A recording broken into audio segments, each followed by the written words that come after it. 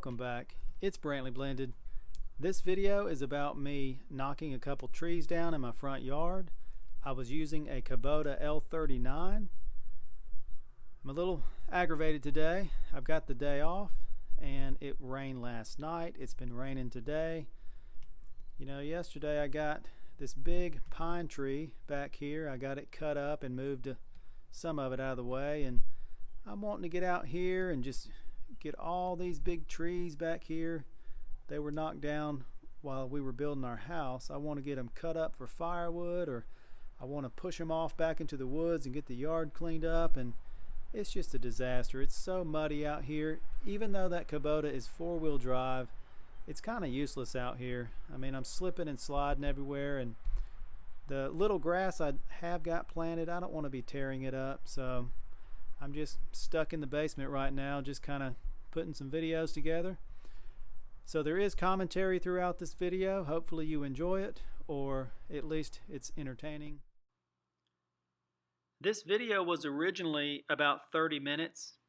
Took me about 30 minutes to knock these two trees down. I sped this video up, so it's only about 7 minutes long. This first tree is pretty easy to knock down. It has been raining a lot here in Georgia.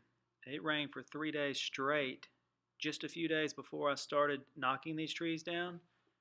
So that did help make the dirt soft. This is a Kubota L39.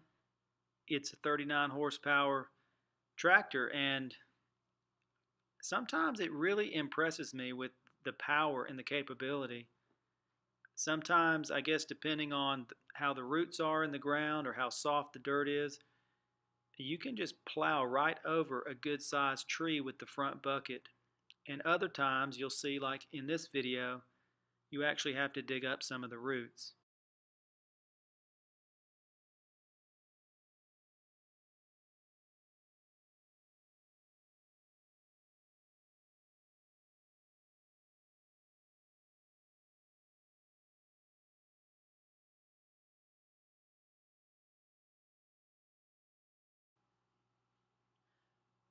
That first tree was pretty easy. The second tree takes a little bit longer.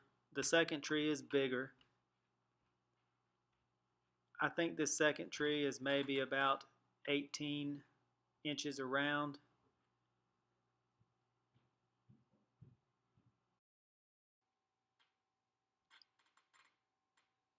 Something important to keep in mind if you're going to be digging in your yard, especially near the road, you need to call to have all the underground utilities located. Here in Georgia, you can either call 811 or you can go to their website, call811.com, and fill out the form, and within 3 days, they should locate everything in your yard. I did not do it this time because a few months ago, I called them and I had the utilities located for me so I could put a mailbox up. And this tree, there's nothing around this tree. There is a 12-inch water main in my front yard, but it's not near this tree. So right here you can see me pushing on the tree. Usually what I do, I try to dig a little bit around the tree, maybe find some roots and kind of cut through them with the backhoe or dig them up. Then I'll try to push the tree with the backhoe, and then I'll start digging a little bit again and try to expose some more roots and maybe cut them up with the backhoe. The purpose of this is really trying to save time, because if I can just push the tree over and then push it off out of my way, of course that's going to be faster, but a lot of the bigger trees you got to dig up some roots.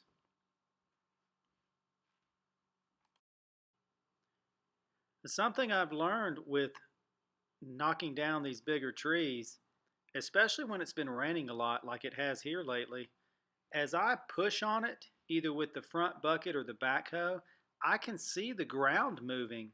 Usually that's where the roots are. So it's not so much about digging a big hole around the tree, because a lot of times the roots are not that deep.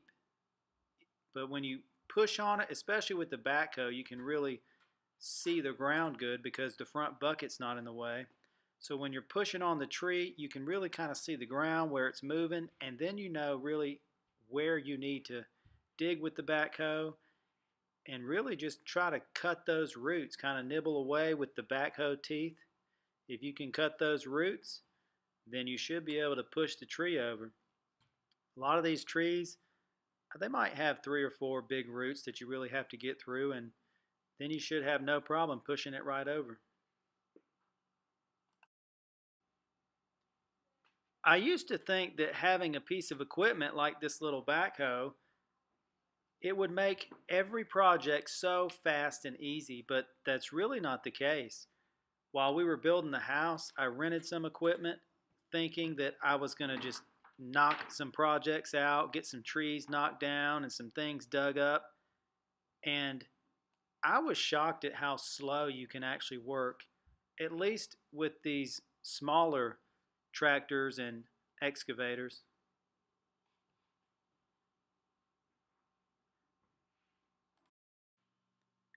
We're getting pretty close to the end here. It may look like I'm digging a lot, but I'm not really digging deep. Like I said before, I'm just kind of moving dirt off of the roots and using the teeth of the bucket to dig into the root, trying to break them or cut them. And you can see I dig a little bit, cut a little bit, and then push the tree over some more. Here you see me repositioning the backhoe. Sometimes I may have to move around to another side of the tree to just push it in a different direction, or maybe to get at a different root that I'm trying to dig up. For right now, I'm just pushing these trees over to the edge of my property. I've got some woods on each side of my property that eventually we're going to clean off that wooded area, plant some grass, and maybe put some nicer trees. Right now it's just a mix of pine trees and all kind of other junk trees and underbrush. We want to clear it off and have some kind of organized design to it. Open up the front of the property some. So really, I'm just trying to get these and push them off to the side. I may cut them up for firewood later. I may just burn them where they are. I really don't know, but right now they're just getting pushed off to the side. They're getting out of my way.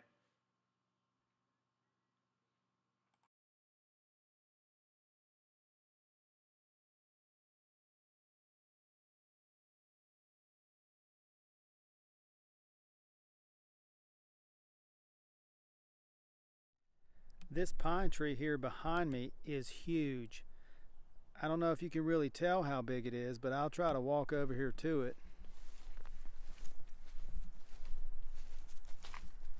There's no way I would actually try to take something that big down with that little Kubota. When we had the house built, there was a guy that came over here, did some work for us.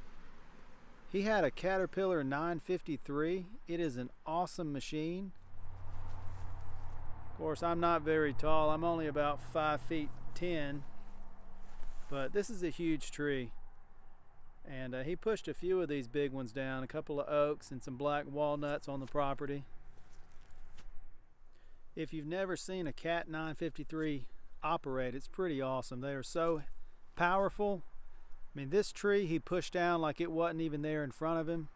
Sometimes he might have to take a scoop or two on the opposite side that he's pushing. He might dig out a scoop, drive around to the other side, and just plow right over it like it's not even there. You can actually still see the teeth marks on the tree right here where he raised the bucket up and dug into it and pushed it right over.